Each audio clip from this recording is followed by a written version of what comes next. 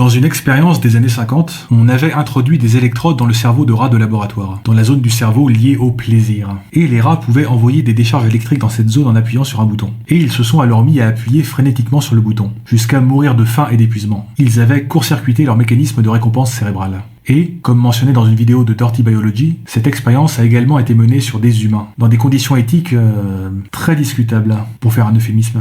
La plus célèbre visait à changer l'orientation sexuelle d'un patient. Mais si on laisse de côté cet objectif douteux, comment des humains réagissent-ils face à un tel dispositif ? Eh bien, c'est expliqué dans un article très long et détaillé, voire dans la description. Les stimulations avaient lieu dans une région particulière du cerveau, la région septale. Ce qu'on sait de cette région, c'est que, lorsqu'elle est endommagée ou détruite chez les animaux, leurs émotions disparaissent, ils ne sont plus capables de ressentir de plaisir, et ils semblent avoir quitté la réalité. Et lorsqu'on stimule cette zone chez les humains, cela résulte, je cite, en une sensation intense, presque de l'extase. Lorsqu'on donnait aux patients le contrôle du bouton magique, certains s'envoyaient des décharges électriques plusieurs centaines de fois par heure. Dans une archive filmée, un patient, qui vient juste d'échapper à une tentative de suicide, se met à sourire dès que ses électrodes s'activent. Et il dit « Je me sens bien. Je ne sais pas pourquoi. C'est juste que, tout d'un coup, je me sens bien. » Et il ajoute « Lorsque je m'énerve, si j'appuie sur le bouton, je me sens mieux.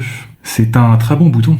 J'en achèterais un si je le pouvais. » Un autre patient se mettait à appuyer frénétiquement sur le bouton. Comme le rapporte un expérimentateur, ça l'amenait à une sensation d'orgasme qui semblait ne jamais avoir de fin. Un autre patient, encore, appuyait sur le bouton jusqu'à ressentir une euphorie totale. Et il fallait alors le déconnecter de force, malgré ses protestations vigoureuses. Il pouvait appuyer sur le bouton jusqu'à 1500 fois pendant une session de 3 heures. Et à chaque fois qu'on essayait de le lui enlever, il protestait, en suppliant de le laisser appuyer juste quelques fois de plus. Mais qu'est-il advenu à ce patient par la suite ? On pourrait penser qu'il a complètement perdu sa santé mentale. Eh bien, apparemment, non. Il a juste repris une vie normale. Ce sont deux observations à la fois fascinantes et terrifiantes sur notre cerveau. D'un côté, en hackant le circuit du plaisir, on peut transformer un humain en esclave d'un simple bouton. De l'autre, même après une expérience de court-circuitage aussi extrême, on peut se stabiliser à nouveau et reprendre une vie normale. Alors, à l'époque où les applications smartphones et les réseaux sociaux sont conçus comme des machines à sous de casino pour hacker notre circuit de la récompense et nous rendre le plus addict possible, voire dans la description, eh bien, qu'est-ce que ça dit sur nous ? Et si la technologie va de plus en plus loin dans cette direction, que va-t-il se passer ? N'hésitez pas à dire ce que vous pensez de tout ça en commentaire.